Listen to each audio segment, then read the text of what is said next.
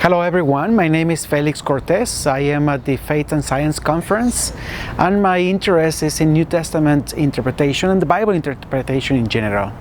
What I want to talk to you about is the issue of the literal interpretation of Scripture. As faithful believers, we are always interested in interpreting the Bible faithfully, and we want to know that we are doing the work correctly.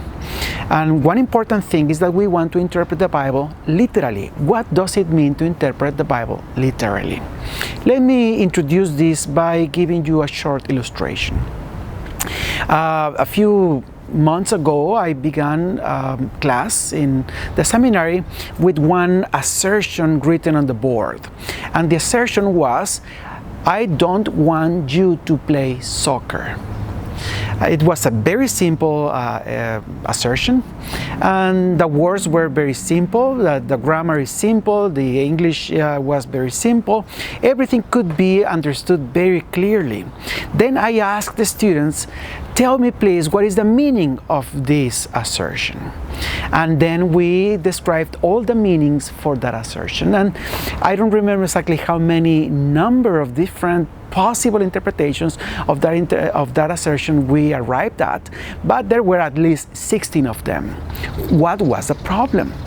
The words very clear, the grammar was very clear, everything was clear. Why there were so many different interpretations of this simple assertion? "I don't want you to play soccer." Well, the reason is that I didn't give a context. If you don't give a context, then you can have almost any kind of interpretation of a text. That's why philosophers describe a text that in the following way. A text has four elements. It has words. The text also has to have not only words, it also has to have a context, right?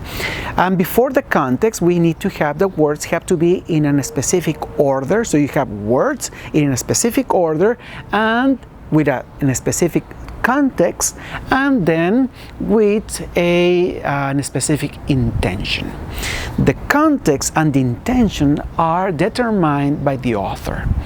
By the way, the word auctoritas, authority, comes from the Latin auctoritas, which comes from the word author. So it is the author who gives authority to an interpretation. Therefore, what is Bible? Well, a Bible text cannot be interpreted only taking into account the words and the order of the words. You need to have the words, the order of the words, the context, and the intention of the author. So what happens when you read the Bible? When you read the Bible, you need to read the words that are there, and then you need to read the order of the words. That is automatic, just everything you do every time that you read the Bible. But then you have to find out what is the context in which this assertion was given. What is the story behind it? Who is the author? Who is the audience? What is the occasion? Why is it given? And therefore you go to the last element, which is intention. What was the intention of the author in writing this passage? When you have then the meaning of the words, the order of the words, the context and the intention, then you can interpret correctly a passage, an assertion of the Bible. So it is not faithful to say, "I just read Scripture as it is without any attention to context." Because if you don't take attention to context, you don't give attention to context, you are really interpreting the Bible according to your own beliefs, or according to your own situation, or according to your own intention and purpose. And that is not faithful. That is what we call eisegesis. That is to insert your own understanding into a Bible passage. You know, throughout biblical interpretation, the history of biblical interpretation, that's what has happened. Take for example, what happens in the Middle Ages. One of the main ways to interpret Scripture in the Middle Ages was allegory. How did allegory work? Well, allegory worked in this way. You take the words, you take the order, but then you don't take into account the context of the assertion or the story and the intention of the author. Therefore, you could make a Bible verse or a Bible story mean almost anything that you wanted to make. For example, what is the meaning of Psalm 23 for allegory purposes? Well, the Psalm 23 is a story not about a person in his relationship with God, but now for the church fathers, the staff and the rod are two different rods that form the cross. And the table in the presence of enemies is a table of the Eucharist. And the water is the water of baptism. Was the author talking about baptism, talking about the cross, talking about the Eucharist in Psalm 23? No, he was not. He was talking about his relationship with God. But once you remove the context and you remove the original intention, you can say almost anything about a Bible verse. You know, sadly, that happens very often in biblical preaching. You go to a church and Bible preachers sometimes take a text.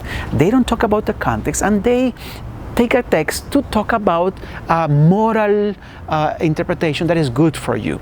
And you know, sometimes these messages are really good.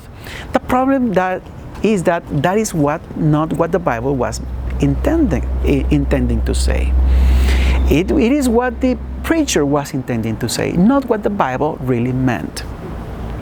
And in postmodern interpretation, that happens very often.